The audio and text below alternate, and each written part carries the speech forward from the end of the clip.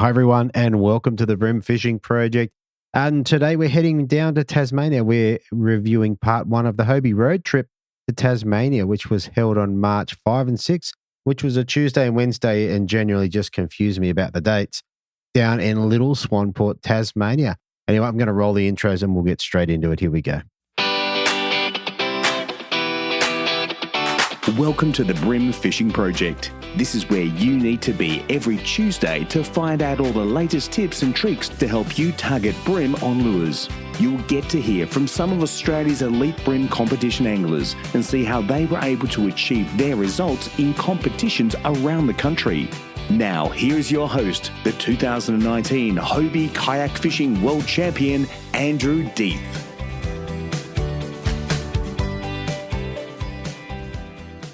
All right, so this was another great event, and it was the first part of all the road trips down to Tasmania, including the ABT. Anyway, this is part of the Hobie Fishing Series Australia, brought to you by Daiwa, but the particular round sponsor for this one was the Manic Tackle Project and Sims Apparel. Anyway, jump online and have a look at those. And a special shout out to the Boomer Creek Vineyard. So they allowed the Hobie guys to get down there and access the waterway through their property. There was some wine and stuff, made everybody happy. So if you're a wine person, jump online, have a look at those guys and maybe send an order through. All right, there's lots going on in this one. So I'm just going to jump into all the statistics and what have you, and we'll get into the episode. So March 5 and 6, so Tuesday, Wednesday, we had a major bite period at 7:11 through to 9:41 on the 5th. And then with the tides, we had a low tide at 11:19 a.m. at 0.24, running up to a high at 5:47 p.m. at 0.85. On the Sunday in terms of the fish activity wheel was slightly better. The Tuesday was 26 on the fish activity wheel, and the Wednesday was 40. So anyway, there was a major bite period at 8:08 a.m. through to 10:38 a.m. with a high tide just before the start at 4:57 a.m. at 1.22, running down to a low at 12:15 p.m.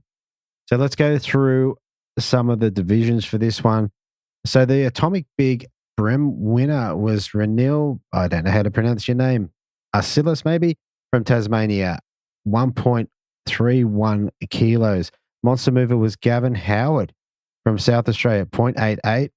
On day one and 2.4 on day two. The women's angler of the tournament was Stacey Alexander with 3 fish for 1.91 on Saturday, 3 fish for 1.73, giving her 3.64. And the Masters was David Ayton with 3.04 on day one and 2.52 on day two, giving him 5.56, which was also enough to put him in 8th place on the overall rankings. Now, I think you're going to really enjoy these interviews. It was really, really good to see the 3 guys on the stage. So Jonty, Darren, and Joseph. Joseph coming all the way from Western Australia to steal a win out from under everyone, but obviously a hugely talented angler. And yeah, been on the show a lot. Darren has been on the scene for a long time, and it's good to see him string 2 really good bags together and come in 2nd place. And then Jonty out of Tasmania. Also stringing 2 good bags together, following in his father's footsteps, I guess. So just before we get into the angler interviews, coming up this weekend, we've got the next action fishing tournaments up at Woy Woy. So anyone that's heading up to Woy Woy for the Hobie comps, if you've not entered, you're actually too late because it's already been filled. But you definitely want to pay attention to what's going on there. It might give you some insights which are helpful for the Hobie comp. We are gearing up for the ABT Oz Open on Sydney Harbour. So the 30th of April is when the Oz Open starts. So definitely look out for that one. And maybe if you're interested in that sort of stuff, jump back into last year's episodes. There was a couple there and it's definitely worth having a look. Now, the other rounds that I haven't yet got to in terms of recording is the Vic Brim Classics Queensland Team Series and the East Coast Brim Series. If you ranked in those events, I'm definitely going to be reaching out in the next couple of days, trying to book some appointments and line some things up. With so many comps, there's been a lot to record and I just haven't got to it, as well as the non-boaters from the 2 ABT Tassie rounds. I'm about to reach out to them. Probably will have done so by the time this episode comes out. All right, let's get into the angler interviews. Here we go. All right. So coming in third place with 3 fish for 2.98 kilos on day one, backing it up with 3 fish for 2.77, giving him 6 fish for 5.75 kilos. I have Jonty Krushka. How are you, mate? Good, thanks. How are you? Mate, I'm good. Mate, that sounds like you had a pretty good time down there. Yeah, it wasn't too bad. Wasn't quite the fishing I was hoping for, but yeah, it was good. Plenty of fish about. Definitely. And we're talking just before we hit record, mate, the top there, like Joey ran away with it a little bit, but between the next few, there wasn't much in it between sort of second and 10th, really. So Yeah, there was plenty of fish around that sort of 900 gram size. So yeah, I think that was probably why it sort of bottlenecked there a bit. definitely. All right. Well, mate, let's get into it. How did you go in terms of pre-fishing? I think we spoke and you'd been down a couple of months earlier. You want to give us a bit of a rundown of how your pre-fishes went? Yeah, so I got down there in mid-January for a day and yeah, just pretty much started at the bottom of the system and went all the way up the top to just up above, I think it's called Freshwater Bay. There's a couple of channels that drain out from like right up the top there. And yeah, just fished all the spots where I've fished in the past just to see if there was any in particular that were holding bigger than average fish, and found fish at all of them, but didn't really find any bigger fish anywhere. Right. Because it looks like based on the results, a lot of people got their bags. So it's definitely a matter of trying to get the bigger fish rather than just the average fish. Yeah, it's always been like that, Little Swamport. Well, I've found it being like that. Like you can always seem to catch plenty, but it's just getting those fish over a kilo that is like the challenging part. Yeah, that's interesting. On the pre-fish, I can't remember which day of the week it was, but the day before the comp, how'd that play out for you? Yeah, well, I did pretty much the same thing as I did back in January. Just started down at the main boat ramp there and fished my way up, all the way up to the top end, and then fished my way all the way back down. And yeah, it was the same story pretty much. Caught fish right from the mouth to right up the top, but yeah, didn't get any big ones really anywhere. Sure. Didn't help me out that much. Yeah, right. And leading into that, you would have had a few lures in mind. So what did you think was going to make a difference for the competition? Yeah, well, last time the Hobie rounds were down there, I caught my best fish all up the top, just fishing crabs out on the weed edges in the channels, which normally fishes good on a run out tide, like about halfway through the run out. So I thought this comp being like predominantly a run out, that it would fire up there. But yeah, I got one tiny fish up there on pre-fish day and didn't catch a fish there both comp days. So right, it sort of, yeah, it didn't play out as I was expecting. Okay. And was there anything else that you thought, okay, if the crab doesn't work, this is what I'm going to go to? Yeah, I sort of had a few just weed flats in mind where I'd caught fish in January and on pre-fish day. It wasn't heaps of fish, but they did seem to be slightly better quality than some other places. Just fishing jerk baits and lightly weighted plastics in like between about half a metre to 1.5 metres of water. Yeah, so that was sort of my fallback spots if the channel up the top didn't fire. Yeah, okay. All right. Pre-fish day was a nice windy day. Tell us about comp day, about how comp day played out for you on day one. Yeah, well, comp day was a lot nicer day. And yeah, so I took off from the start line and headed up, and I was going to go right up the top first, but I thought I'd just stop in it. There's a rocky point just above the main island there as you head up on the right-hand side. I had caught a few good fish there in the past, like a few years ago, so I thought I'd stop in there for a bit. Pulled one really small fish. I think he was only 29 tipper off that, and then that was pretty much it. There was a few other kayaks pulled in there, and yeah, so I gave up on that and headed up the top. And yeah, fished the channel that I was hoping would fire and didn't catch a fish. Fished a few other flats up the top there. And yeah, I only had the one squeaker till about 9:30, 10 o'clock on day one. And then, yeah, just started working my way back down, pulled in on a flat in at the top end of Freshwater Bay. And yeah, just found a school of fish there and then just started catching them nearly a fish a cast. Right. Okay. And what were you throwing at them at that point? I caught a few on the cranker minnow in Jolly Tail. Okay.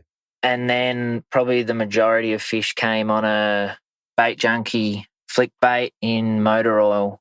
Okay. All right. All right. With the cranker minnow, how was your retrieve on that? Was that just a slow roll or was it a twitch and use it like a jerk bait, or how did that look? I sort of do a bit of a mix of both. It's not a really aggressive like twitch and pause like some people use with jerk baits. It's more of just like a pulse of the rod tip and then a pause just to, yeah, it's sort of like a bit of a slow roll and then a pause every now and then. Yeah, okay. Now, I'm not familiar with using that. Is that a slow floater or is it a suspending, or how's that look, the lure? Yeah, it suspends in brackish water. Okay. Yeah. Okay, all right. So basically it's a slow roll with a bit of rod movement. Yeah. And it'll suspend when you stop, which I think is important. Yeah, yeah. Okay. So at that point, how is your live well looking? It's still, I had one decent fish in there that was, I think he was about 35 fork. And then, yeah, a couple of small ones still in there. Yeah, okay. Okay, so where'd you move on to from there? From there, I just sort of fished my way around the edge of the flat down towards, I think it's called Sheepwash Bay or something. And yeah, just sort of, the fishing sort of slowed down a bit, but I found I was getting slightly better quality fish. And yeah, just managed to upgrade out the smaller ones and ended up having, I think, 3 in there, all around 35 fork. Yeah, okay. And that's what ended up in your bag at the 2.98? Nah, from there, after I'd fished those flats up the top, we sort of left them biting a bit there just because I didn't feel like I was going to get anything bigger than that, and I sort of didn't want to flog them for the next day.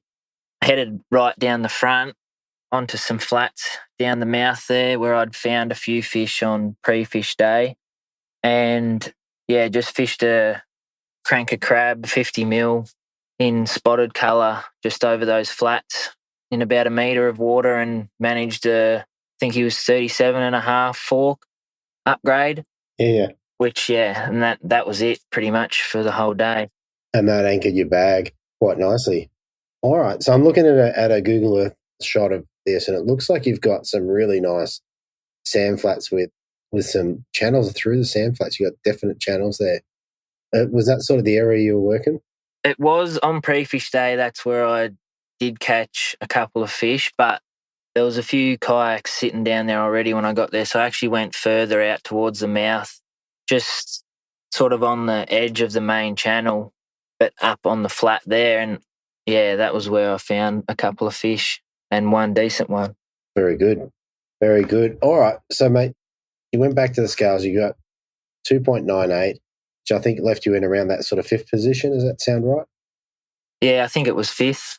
Okay. And how were you, like, that's well within striking distance. How were you overnight? Do you get nervous with this sort of stuff, or are you good to go, or what was your thought patterns? No, I was actually really happy being in about 5th because last time down Little Swan Port I was in 1st on day 1 and then choked on day 2. So, yeah, it was nice to be back in the field a little bit, but, yeah, still within striking distance. Absolutely. Absolutely. And what's your game plan at the end of the day? Do you go home and tile new leaders and that sort of stuff? Yeah, I did. I did on the rods that I used for most of the day. Yeah, so I think I tied 2 or 3 new leaders on and, yeah, studied the maps a bit to try and figure out what I was going to do on day 2. Day 2. Fair enough. All right, let's roll through to day 2, which was the Wednesday. How was your day? How did it start off well, or how'd it go? Nah, it started off really slow, actually. It was nothing like day 1. I went straight back to the spot where I'd found most of the fish on day 1, just up on a weed flat. And I kind of wasn't expecting the fishing to be that great there just because I was 2 hours earlier in the tide plus the next day. So it was 3 hours earlier in the tide.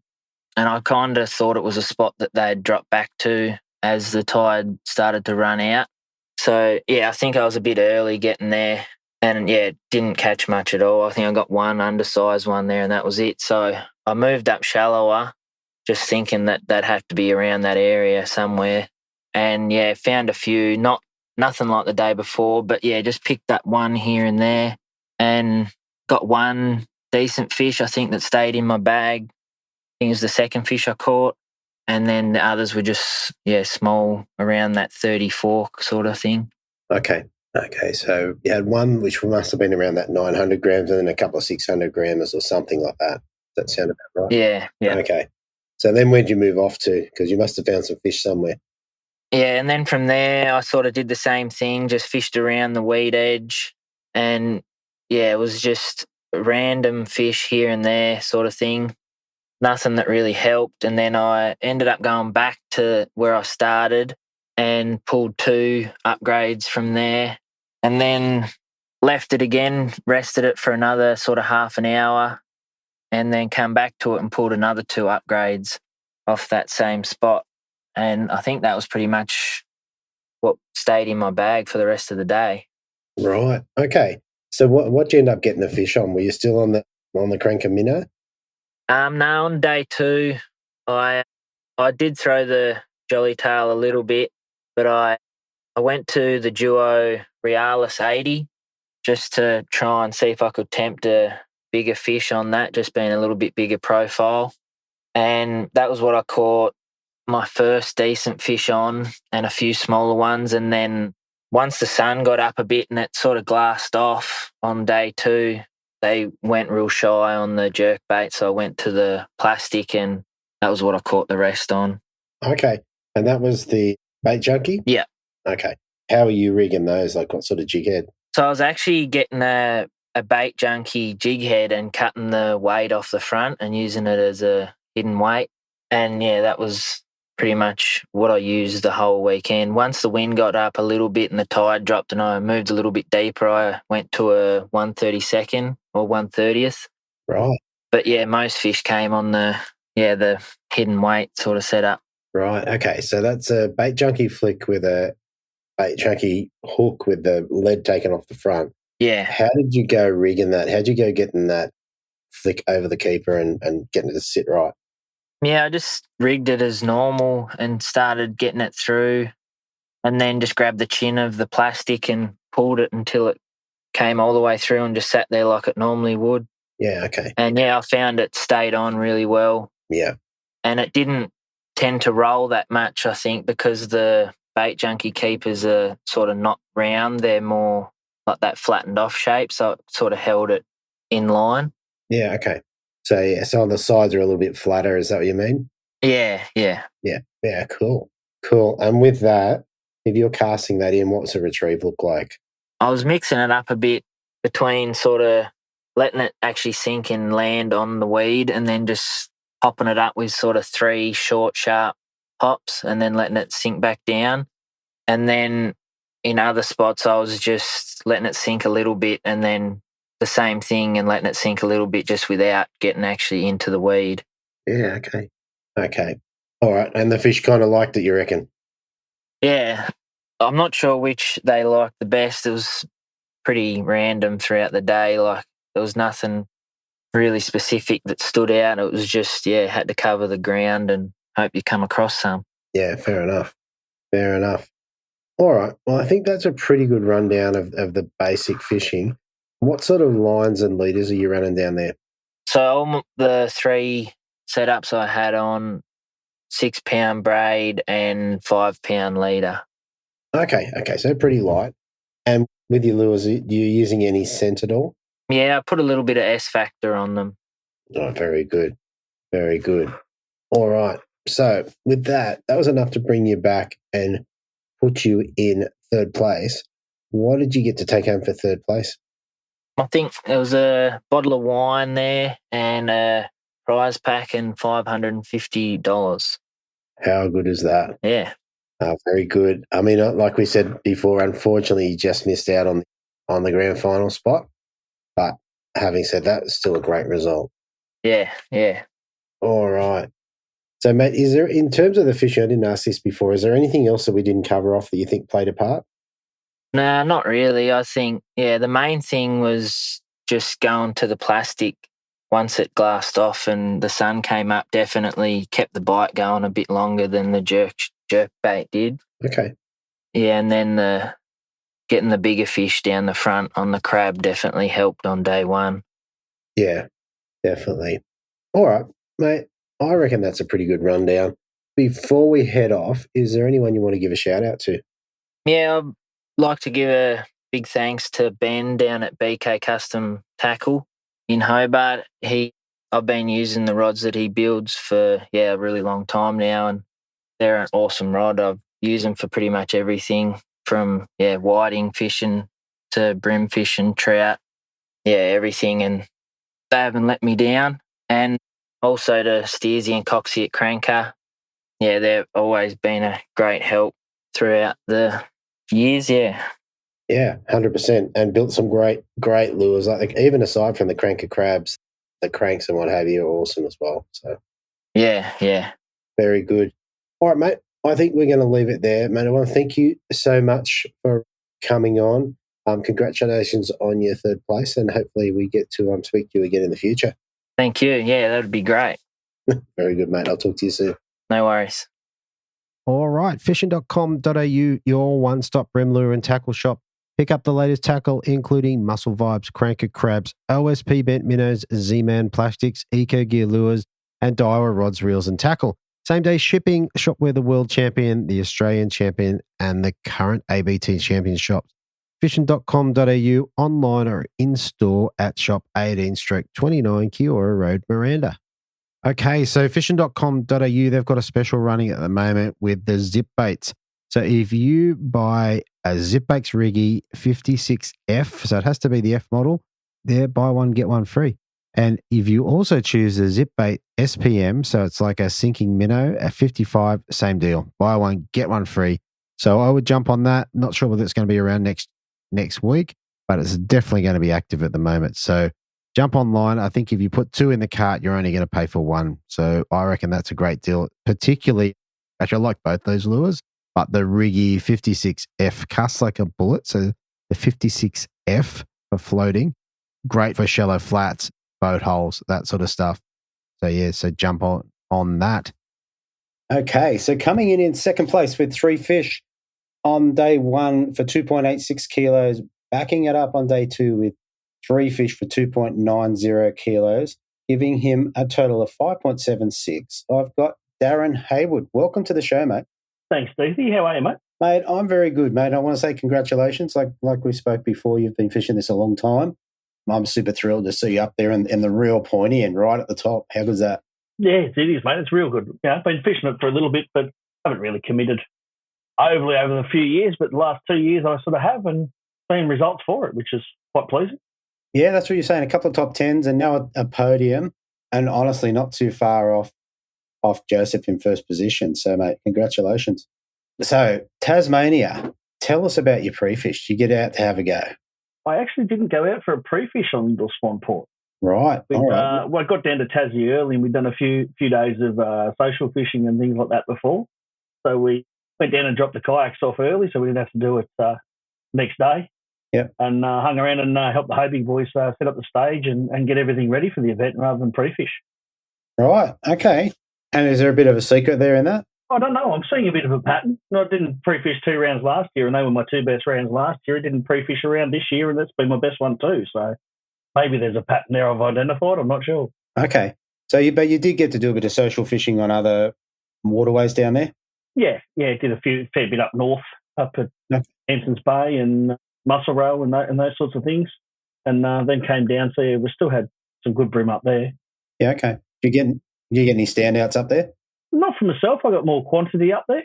The standout while I was up there was Jamie Bowden, who I did the trip with. Landed a 1.45 kilo brim up at Muscle Row River there. So that was quite a good fish. Wow. Definitely. You want that in the comp? Yeah. Unfortunately for him, no, but certainly it looked good on the social fish, that's for sure. It was a cracker. Definitely. No, that is a cracking fish. All right. Well, mate, if there was no pre-fish, mate, tell us about day 1. How was it for you? Day 1 was pretty good. I mean, I did the trip down there 2 years ago, so I had fished the system before, and I'd gone up the back of the system last time as well. I sort of use these trips at the same time as a bit of an explorer. Yes, it's a comp, but it's a place that you don't get to fish. So go and have a look at it while you're there. I didn't fish any of the spots that I'd fished last time. Sort of Google mapped it and went, that looks like a good bay. I'll make my way up there, and if no one's there, I'll have a fish around. Just sort of right up in the very back corner before you hit the river. Made my way up there on day one, and no one was there, so started to have a bit of a throw around there and got results early. So, right, okay. Well, tell us how that went. Did you get your fish nice and early then? Yeah, I did. I had a bag by 8 and the first upgrade by 8:30. Wow, okay. So I was pretty happy with that. It was sort of right up in the shallows. There's a rubble pile up there, so I was throwing around that for a little bit and lost. Had a few takes, but didn't get any hookups. I moved off the rubble pile down along the bank into about a foot of water right along the bank, and was throwing the Hurricane Switch 66 on the surface. Right. And got my bag and an upgrade on surface by the morning. So I had a good little surface bite up there. That's quite good because I didn't think they had great surface bites down there, but it seems like you did all right. Yeah, it was a very short window. Yeah. I literally had sort of that sort of 7:30 to 8:30 window. I missed a few, and then okay, what's going on here, and worked it out. There's a very long pause. Right. Okay. So it was cast out and sort of a quick walk the dog back a little bit for about 3 or 4, 2, 3, 4 winds of the handle. Yeah. And then just let it sit for an agonisingly long pause.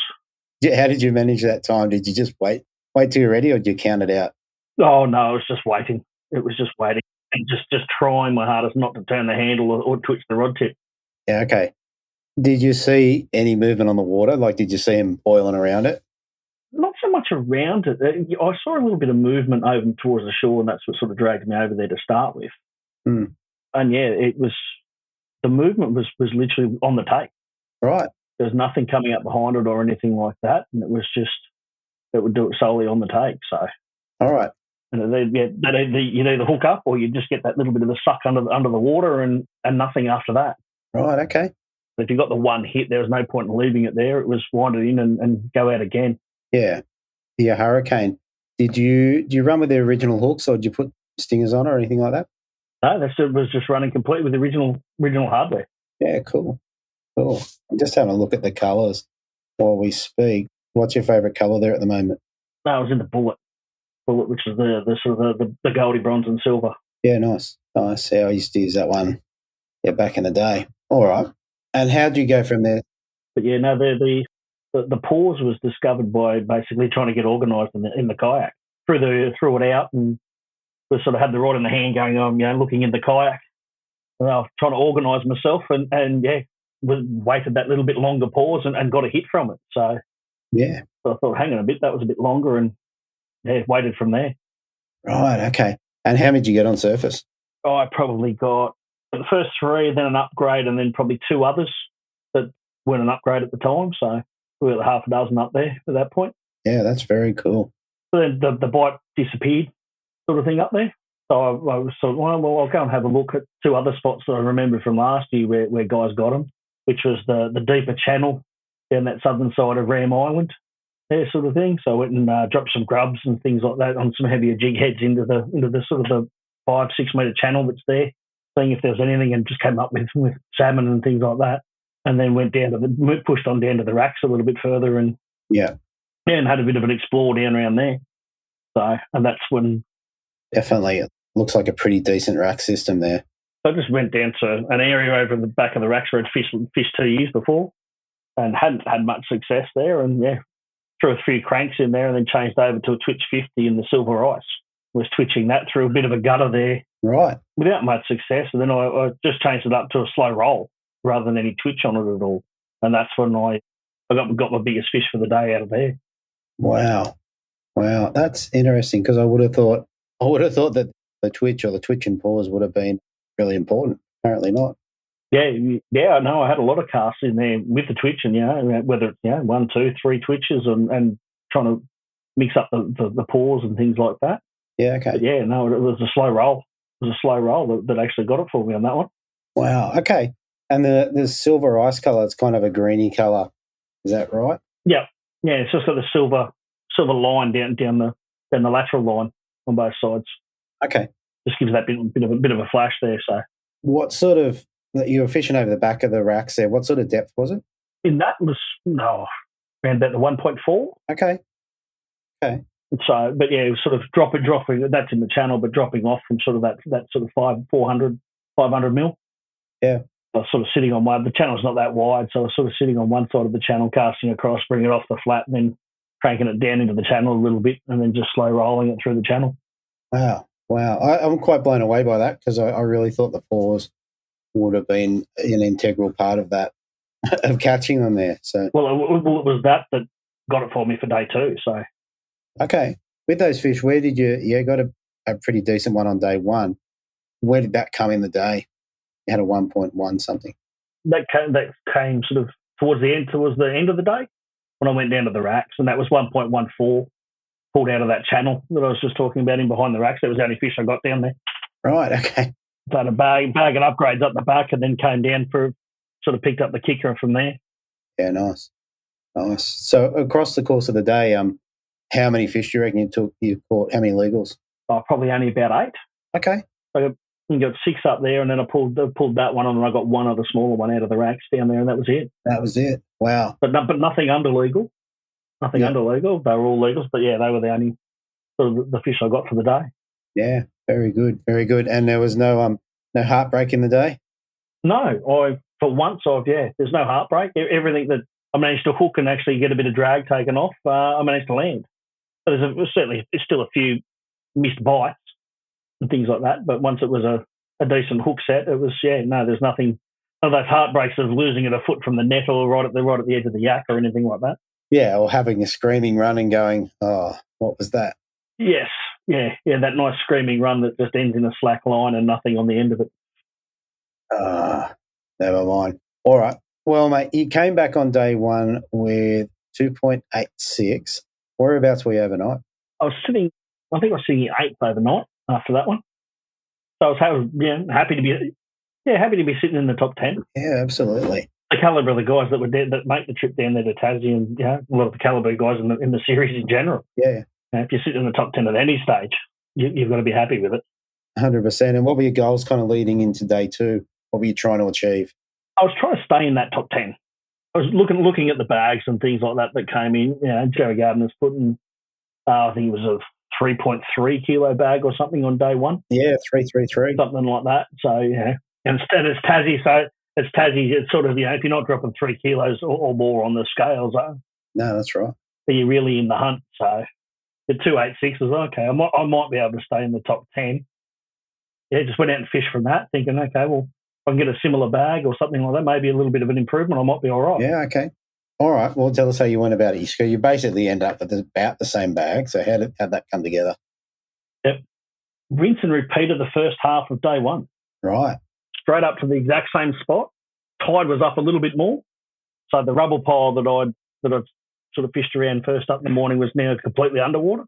And could see movement around that pile. So threw some surface around that for one miss strike and not much else after that. And then there was a sort of a surface boof right hard up on the bank. So moved over there and was literally putting it 6 inches from the bank. Having to get the cast to good 6 inches from the back from the bank. You're only throwing it into sort of 100 mil of water, and then do that same retrieve for the quick walk of the dog out, and then the pause sort of in that 300 mil of water sort of thing. And again, the agonising weight. Okay. If you twist it or moved it, no, it wouldn't. You get nothing, and that was a good 30-second pause. Wow. Of just don't move it. Just saying, not so much counting it, but just saying to yourself, don't move it. Just leave it. Just let it sit. And then eventually you just get wasn't even a good splash and surface strike. It was literally just the suck under the water and pull up tight on it. Right. And how'd you go for misses? Did you miss many? I probably missed that more on day 2. Probably missed about 3 or 4 before I landed my first one. So that started to get a little bit frustrating, knowing they were there and sort of having the technique, but just not getting that hooks into them to start with. They probably got about 3 or 4 takes. It's like, oh, come on, just slow it down and try not to get yourself frustrated at the same time, and keep calm and then managed to get the hooks into them. So yeah, okay. Okay, and one more question about the location. Are you you're casting into the bank? For anyone that hasn't been there, what sort of bank is it? Is it rocks? Is it sand? What's it look like? It's sand with some scattered rocks and a lot of seaweed and things like that pushed up against the bank and stuff like that. Yeah. And very shallow gradient run in. Okay. So yeah. So yeah, it's not sheer or anything like that, but you're out. I was probably 3/4 of the cast length off the bank, so to speak, and was only sitting in 500, 400 mil of water, and then just put it in that 100 and bringing it out. Yeah. Okay. All right. So how'd you end up making up your bag? So you got a couple early. I got a couple early on that, and I had two, and then the bite that surface bite disappeared. It was just cast after cast, a few casts there, and just got nothing. So I switched it up a little bit and thought, oh well, let's see what else was out there. Ended up I put a Gemco soft shell cicada on, even though the cicadas weren't singing. I thought just the movement on the a different type of movement on the water may bring that bite back on. Had a few casts with that and long pauses and things like that, but it was to no avail. I had nothing on that. And as the tide was dropping, I sort of moved out off the bank, and instead of staying on the surface, I put the Twitch 50 back on again. It was about 800 mil of water with about 400 mil of weed over the top of it, and again was just started off with the twitch, as you would think with a Twitch 50. Started off with a bit of a twitch and a pause and things like that, but all it seemed to be doing was that any sort of twitch would just drive it into the weed and just foul the hooks. So you'd then lose any action and things like that. So thought about what I was doing on day one and threw it out, and just a very, very slow roll. Not even a twitch to start with or anything to get it under the surface, just a very slow roll, and just keeping that Twitch 50 sort of above that 400 mil of weed, and just very slow, and bang, hooked onto a 1.13, was made up my bag. And I thought, okay, there might be something on here. So I stayed up in that corner and upgraded the other two. And at the same time, upgraded the other two because the first two I got were only sort of a 460, I think it was, and about a 480 grammars. So they got the 1.13. And then I think I upgraded one of them to about a 700 and upgraded the other one. I think I went from 480, I think, to a 960, and then upgraded the 700 to about an 8 or 810 or something like that. Yeah, okay. So nice bag again. I mean, not quite the 3 kilos, but a very, very good bag. My scales on the egg had me around about that 2.9 is what I thought I had. Yeah, okay. Yeah, sometimes they can weigh different to the stage scales, but yeah. Yeah, well, it's pretty much bang on there. All right, so for the weekend, what sort of lines and leaders were you running? At the moment, I'm running the Berkeley X9. Okay. Yeah, just giving that a go for the moment. I've got my rods filled up with that one. Running in an 8 pound and the 10 pound. Okay. And that, and and just FC Rock, the old formula of the FC Rock. Okay. So had that filled up on with 6 pound. 6 pound. Okay. So not crazy. 6 pound leader. No, not overly heavy, but just something that if I did pick up something a bit bigger, I wasn't going to. There's that random stick on the flat or something like that it's not going to rip off the 4 pound, so to speak. Yeah, no, you're a chance. Oh, mate, very simple, mate. Well, it's a simple plan, simple but effective plan over the 2 days. Yeah, that's it. And they say don't leave fish to find fish, but sort of left up there for the mid-morning, about 11 o'clock, so to speak. I was there fishing with another good mate of mine that now lives in Tassie, and we had a bit of a chat and thought, well, don't know when we're coming back again. So let's go for a bit of an explore. Neither of us had really been right down the front to look at the racks down there. So we went for a bit of a look down there because I thought, no, that bag should keep me in the top 10. Just sort of what I set out to do for the day. To my nice surprise, it was quite an improvement on the top 10 and, got the second. So got a podium out of it. So I was pretty happy with that. Absolutely. No, it was a great result. And like we said before we hit record, there was not a lot of weight separating, sort of second to, even all the way down to 10. Yes, I think second to fifth was about 40 grams. That's right. Between second and fifth. Yeah, and then you got Joey Gardner, who's half a kilo in front of me, sort of thing. He had an awesome day down there. 2-3 kilo bags, and really well fished. 100%. And from yourself, so from you at 5.76 all the way down to Jack Gammy in 5.41, you took in 350 grams for between second and 10th. Like it's a pretty tight comp. Yeah, it's a close field, and I'm happy to be up there. Absolutely. All right. And I think that covers the fishing pretty well. Mate, what did you get to take home for second place? Second place took, I think it was $9.15 cash. Yep. Exceptionally good bottle of wine from Boomer Creek Winery. Can't thank Boomer Creek Winery enough for their hospitality and let us run the event from down there. Fair enough. And just your standard prize pack lures and those sorts of things. And the one good thing that came out of it is a guaranteed AC spot. So yeah, very happy with that one. Yeah, that's fantastic, especially early in the season. Tick that off, and we'll see you in. Where are we off to? Camden Haven. You sure it is? Camden Haven. That's right. I'm looking forward to it. Got to fix that one. That was a double donut. Oh no, it wasn't quite a double donut for me last year. I think it was 3 fish and then a 1 fish weigh-in on day 2. Day 2. That's all right, mate. There's time. That day 2 couldn't deliver, so have to fix that one up for this year. That's it. All right, mate. That's a great rundown, mate. So before we head off, is there anyone you want to give a shout out to or say thank you to? Oh, look, the main one I'd like to give a shout out to is to my wife, Anita. I mean, without her support and that sort of thing, none of us can get out and do these things without the support of our other halves. Oh, very good. Yeah, they like to support us in what we do, and can't thank her enough. No worries at all, mate. All right, well, that's fantastic. And, mate, congratulations again. It's a superb result. No worries. Hopefully I can see you at the grand final, if I can qualify. Yeah, absolutely. If not, we'll see you at the next round anyway, mate. Sounds like a plan. All right, mate, thanks again, and I'll talk to you soon. So easy. Cheers. All right, and in terms of what's going on the website, I thought I'd have a look through their parts. Anyway, there's a few good things there. You can get yourself a life jacket if you need that shipped out, as well as upgraded rudders, which are always good, particularly if you've got an older Outback and you want to have that thing turn better. Definitely jump on those. The other thing that I particularly liked is there's a Lovick hooded jacket. So $99. Best thing about this is there's a photo of James on it. So definitely jump on that, and hws.com.au.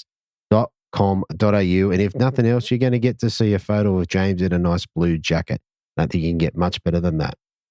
Okay, so coming in first place, dropping 3 fish for 3.33 kilos on the Saturday, backing it up on the Sunday with 3 fish for 3.02 kilos, giving him a total of 6 fish for 6.35. And the only person to take 2 bags over 3 kilos in the comp, I have Joseph Gardner. Welcome back, mate. Hi, Andrew. Thanks for having me again. Yeah, mate. Fantastic win for you. I had a look at the results. There were 6 bags over 3 kilos caught over the 2 days by all the anglers, and you got 2 of them. Pretty awesome stuff. My first time doing that over 2 days. So Yeah, mate. It's a great result. Mate, I reckon we're going to get straight into it. How about you give us a bit of an idea? And we haven't, normally we have a bit of a chat beforehand, but we haven't had a chat, so this will be all new to me. Tell us about your pre-fish. Yeah, so I guess I flew in sort of the night before the pre-fish day, made the drive and met with Francis and I stayed together. So firstly, shout out to him for cooking meals and offering me beers and red wine all the time. So cheers, Francis. Yeah, made that drive down and then pre-fished the next day.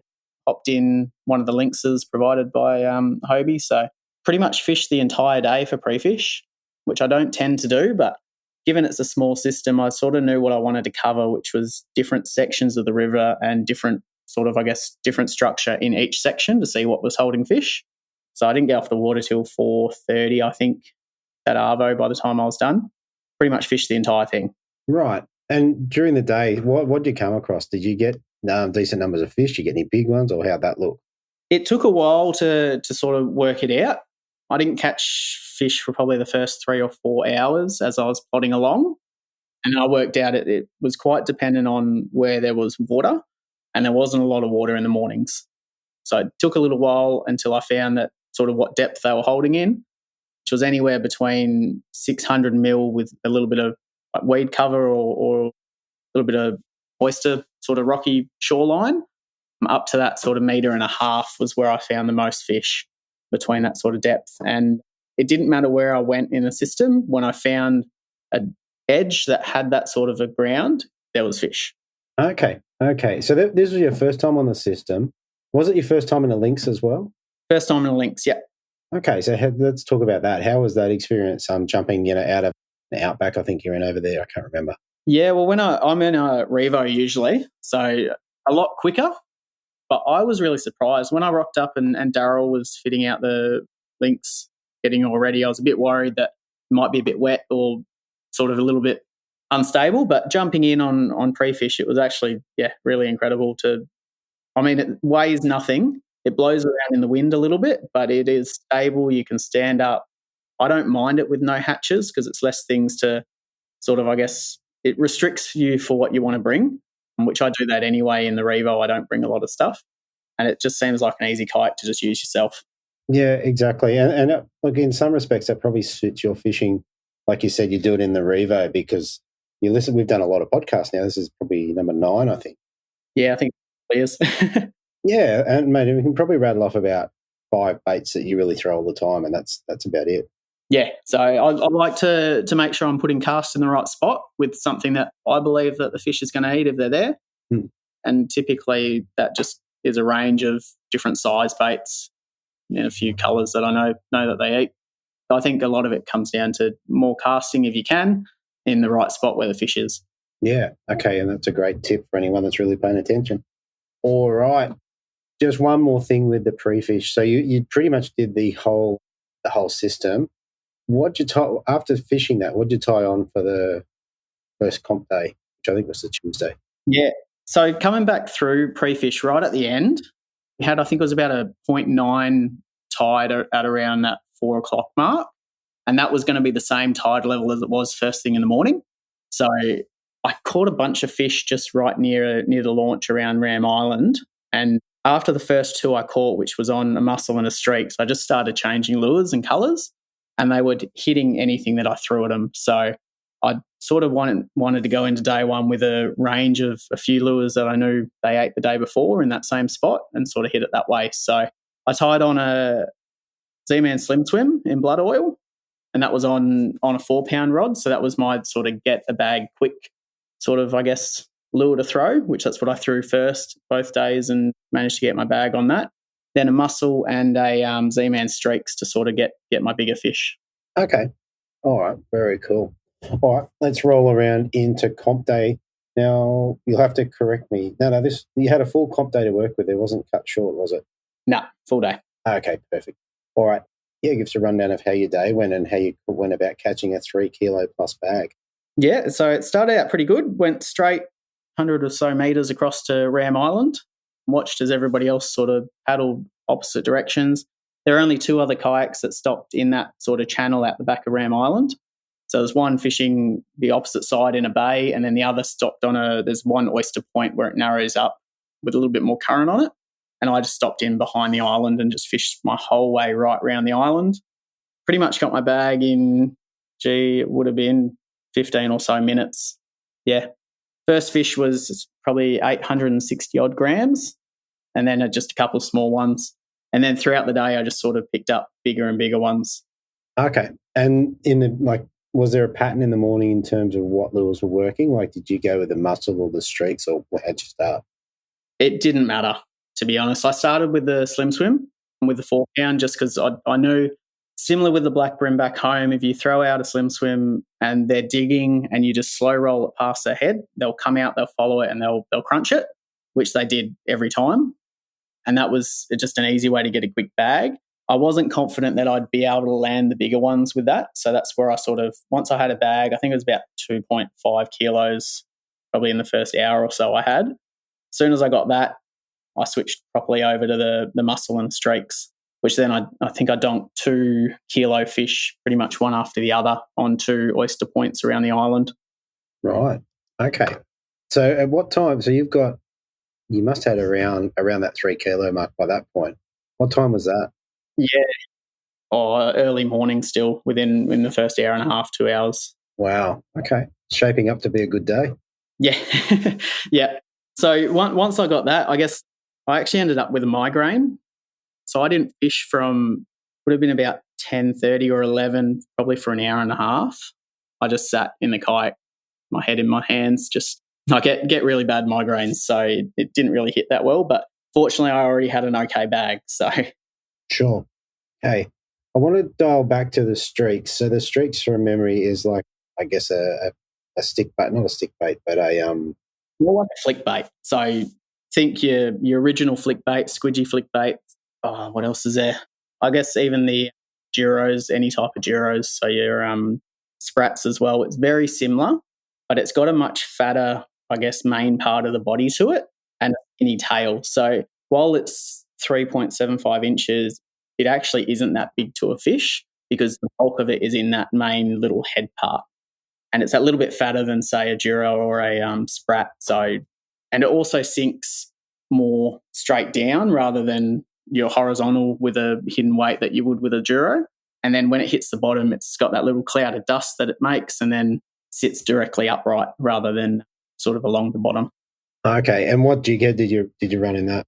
There was a mix. So when the wind blew up, it was a 1/12th, and otherwise always a 1/20th or 1/16th. And always a jig head, never a hidden weight because I want that direct, as vertical drop as you can. And do you reckon that's so the fish comes, like if that's sitting in the sand, tail down, like the fish will come over the top of it and grab it? Is that what you're thinking?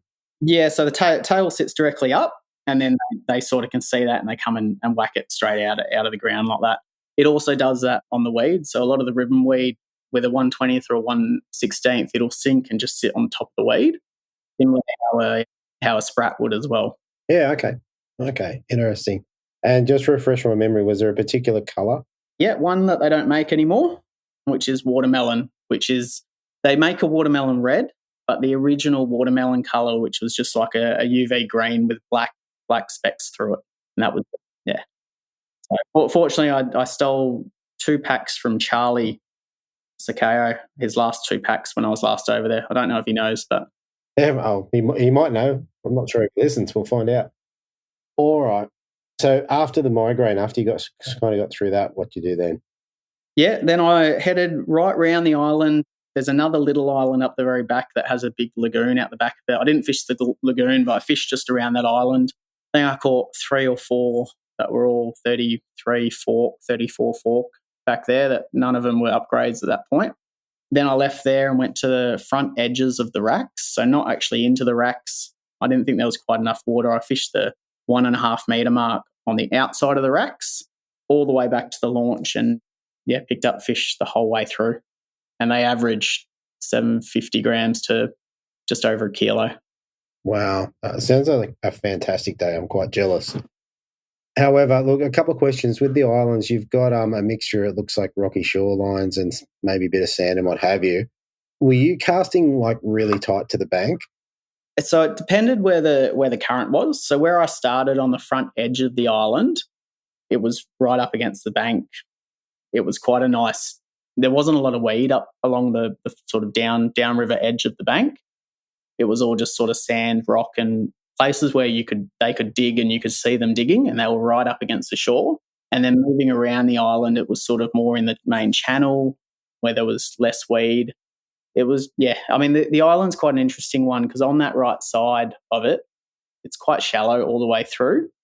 So they really were holding everywhere from up against the shore to right in the middle. All right. So that obviously was your day. So you end up going back to the weigh-in with 3.33, which had you, I think you're in second. Yeah, second behind Betty. Yeah, second. Yeah, Tony smashed him on that day, which I think he smashed them over the other side of the racks. So there was wind blowing that way for pretty much the whole week prior, and I have a feeling it pushed a lot of those bigger fish over there. Yeah, okay. And then by all reports, once that switched in pre-fish, and then day one, it seemed like that they'd all sort of moved out of there and back over the other side, which is where I ended up catching them all on day 2, all my big ones. Right. And so then one more thing before we move off day 1. Did you drop any ones that you went, oh, I wish I didn't drop that? I only dropped 1 fish on day 2. I landed everything else. There wouldn't have been, even in pre-fish, I didn't lose any. Wow. That tends to make a difference. Yeah. All right. Day 2, mate. Tell us how day 2 went. Did the exact same thing. Went straight over to the island, got a bag even quicker this time. I think it was about 6 casts and I had a bag, which was pretty good. I mean, to get it in the exact same spot. I thought I'd stung them on the first day and might have to do a little bit of travelling, but, smashed them pretty much straight away. Again, pretty similar bag, probably within the first half an hour I had 2.5 kilos. So. Wow. All right. So same lure, same location. How'd you go about upgrading from moving on from there? Yeah, so I caught those fish and then really just caught the same sort of size fish, a lot of the 32 fork sort of size. Didn't come across any big ones until I got back around to the racks. So I fished around that whole island. I didn't go to the little island this time. I just kept fishing around that whole island until I got to the racks. And same thing on the front edge of the racks. Like, so you got the end poles of the racks and then a channel that runs sort of along them. That's where I caught all the big ones on that second day. Right. Why didn't you go into the middle of the racks? There wasn't quite enough water, and I'd seen kayaks go in and out of them all day the day before and all day or all morning that morning as well. Okay. So that makes sense. There was fish up there. I did go in there and have a bit of a look, but they didn't seem active. They seemed like they were more just sitting in the racks just because they wanted to get out of the current and just mosey there for a little bit. Like they'd seen too many people and things happen that isn't maybe normal over the last couple of days. So they weren't sort of active in the racks, I found. Sure. And you were in the back end of the day there, did you stay with the plastics or did you move over to the mussels more? How'd that look? Everything came on plastics on that second day. So the slim swims to begin with, and then I threw the streaks for pretty much the rest of the day, just chasing the big ones. Yeah, wow. I mean, I think in the times that we've talked, which is quite a lot now, I don't ever recall you not getting most of your fish on the mussels, whether it be the pygmies or the standard ones. Yeah, I thought they'd come into play a little bit more, but there was a lot of weed around and it's quite current dependent. So there wasn't a lot of spots where I could throw it confidently and not catch a lot of weed, whereas a lot of other systems and even the Derwent, which I went and fished in the boat comp, that was easier to throw mussels in as well. I don't know, that system, I got the big one on that day one on the pygmy mussel, and then, yeah, that was, besides pre-fish, that was really one of the only fish I caught on it that would have been any decent size. Yeah, okay. All right. So on day two, you said you only dropped one fish, I think, and that was your bag. You ended up with 3.02, I think. Yeah, 3.02, which was enough to put you firmly in the lead, like a nice win, sort of 600 grams. Yeah, I thought Tony was, we got a saying over here, which is sandbagging. So Alex does it quite a lot where he'll come in and say he hasn't done well and then he's really got 3.5 kilos. So I thought he was having me on a little bit there, but yeah, fortunately not. Yeah, fair enough. Well, there you go. But he did remain as Batman, so that's kind of good. Yeah, that's right. Fair enough. All right. For the comp, what lines and leaders were you running? So I still run. I've got Tassie has ruled me out of my Harris Fighter leader, last remaining little bit that I had left of the Yamato that they stopped making. So right, it was 6 pound and 4 pound in that, and then the Yamato jigging braid is what I typically run as well. Okay, cool. And I reckon that covers the fishing, unless there's anything you think we've missed. No, I think that's probably about it. I mean, the pre-fish is probably what helped the most, being able to cover the whole system and spend a bit of time. I spent a lot of time planning what I wanted to fish when I was there, sort of beforehand, and nutting out the system and breaking it down into what rock points are in each sort of couple kilometres of the system, and just going and having a couple casts at each little section as I went up the system, rather than smashing just sort of one bank to see they're there. I just picked my little spots on each section of the river and fished that way. So I really broke it down like that. What was probably the best part was typically I'd usually try and get away from everyone on comp day, but given I caught the same size fish as far up the system as I could go as I caught right out the front, I made the decision that most people probably will leaving the spots around the launch maybe to myself. So that was something that I haven't really done before, is fish right around the launch. So it was good to make that decision and it pay off. Yeah, and not travel, not spending 2 hours of your day just pedaling up or down a system. Yeah, which was comfortable in the links, because the links isn't super quick, but it's comfortable to fish out of. So to not have to go far was actually quite nice. Yeah. Now, a couple of things. One thing I do want to say about that is what you did in your pre-fish, I think, was smart. By staying out all day and being on the water in the afternoon when the tide was going to be the same height in the morning, it gave you your best possible chance of knowing where to start, which I think was really clever.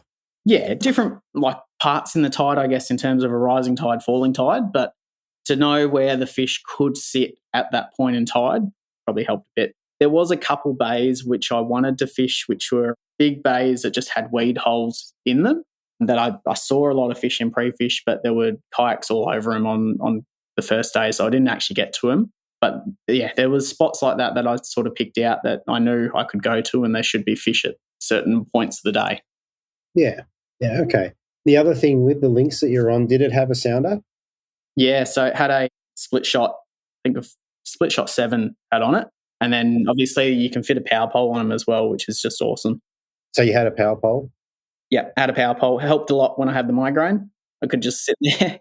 But yeah, no, that was super useful. Didn't use it much at Swanport, but on the Swan, so the next comp, I used it a hell of a lot there. It was really useful, especially with the wind. It just made a real difference being able to just sit there and cast with the wind behind you. Definitely. I think the power pole's great on anything, but on the links, it's really important because they've got no keel, so you just skate across the top of the water without being anchored. Yeah. Although I did find the links is really good in terms of being able to fish a bank. You can set yourself up and you sort of just sail along slowly. I thought it would move a lot quicker, but you can sort of get a little bit of like a sail drift going, and it just sort of holds you along it slowly. So some of the banks I fished with the wind, and it was just sort of slowly pushing me along. It was actually quite comfortable. Where in the Reno, I'd be trying to do donuts around and around to refish certain bits. But no, it was quite comfortable. I'm thinking I might get one for my partner as well. So yeah, definitely.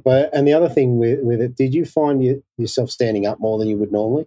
No, not really. I mean, I stand up quite a lot in the Revo anyway, depending on what sort of stuff I'm fishing, but it was definitely more comfortable standing up.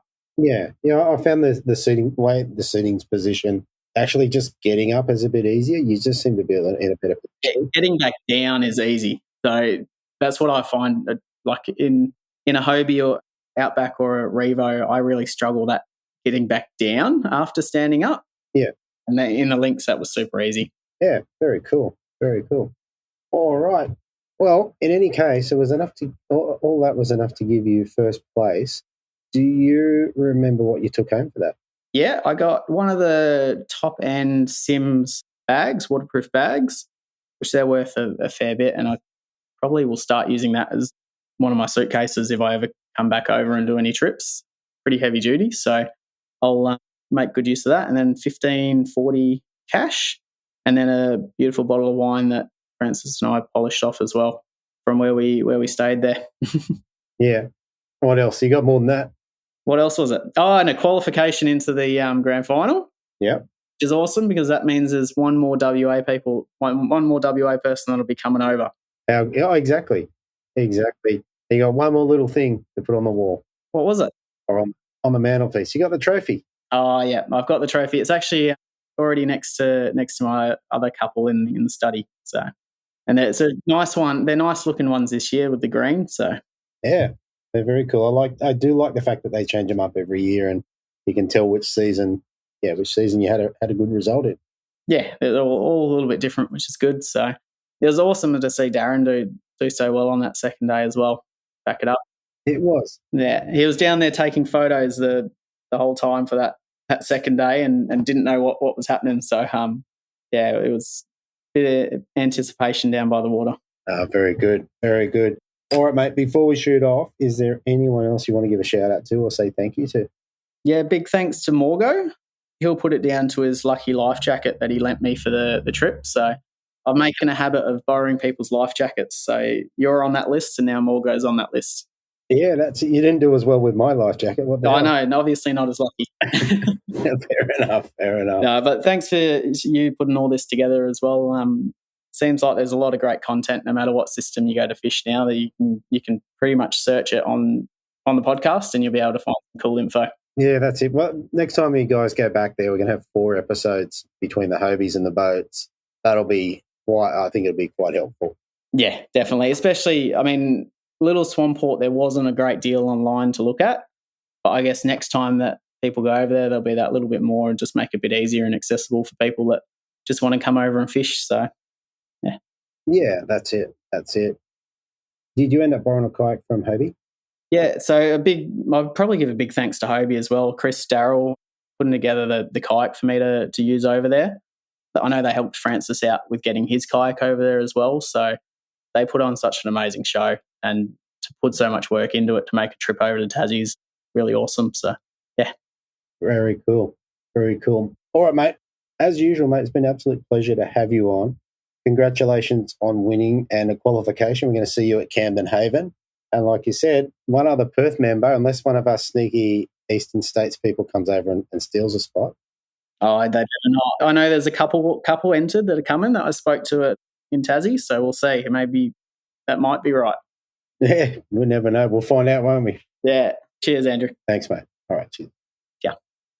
All right, so there you have it, everybody. I hope you enjoyed that episode. It was good to see the guys get up and give out so much information. I think you're going to find, like, I've recorded all the Tasmanian stuff, or at least all the boaters and kayaks. All these shows all tie together really well and create a great picture for anyone that's heading down to Tasmania. So I hope you enjoy that. Now, in other news, if you're hanging around, I know I've been talking about changes for a long time. I'm going to bite the bullet. The next episode that comes out after this one is going to reveal everything. So I look forward to sharing that with you. Keep your eyes on the socials. I think I'm going to publish the shirts, what they look like, and the link, the all-important link to get yourself registered to grab yourself a Brim Fishing Project shirt. Can't get better than that. Like I said last week, and I guess I might have been a bit vague about it, we are going to do a little yoga thing, so a course that we're designing up so that people who can't get into the Shire have an opportunity to just buy a little course, something you can do a couple of times a week, 3-4 times a week, and hopefully get some mobility back into you guys. So if you're keen on that, definitely shoot me a message. I've had a couple of people shoot me a message, and we're still designing exactly how that's going to look. So yeah, there may be a chance for some discussion on that. The last thing before I go, I went out fishing the other day and I had an epiphany. Guess what? I'm not going to tell you. I'm going to tell you as we lead into all this new stuff that's coming along. So I'm going to hold on to that one. So look, thanks for tuning in. I can see the numbers growing all the time. And actually, there's one more thing I forgot. So if you're still hanging around here, the YouTube part, what I've found is I've just published on YouTube. It is just audio only. So there's no video. There's nothing different to the podcast. But what I'm finding is some of the less technical savvy people, or sometimes there's a couple of phone brands out there that struggle to do the podcast thing. You can jump on YouTube and have a listen just the same. So if you know anyone that struggles with technology, maybe shoot them a link with YouTube and we'll get some more listens over there and share the love. All right, I'm going to leave it there, guys. Thank you so much for tuning in. I hope you enjoyed it. I look forward to sharing the next one with you, and I will talk to you next week on the Brim Fishing Project. Thanks for listening. Hopefully you were informed, inspired and entertained. If you were able to learn something or just enjoyed listening, please consider subscribing and rate us on your favourite podcasting platform.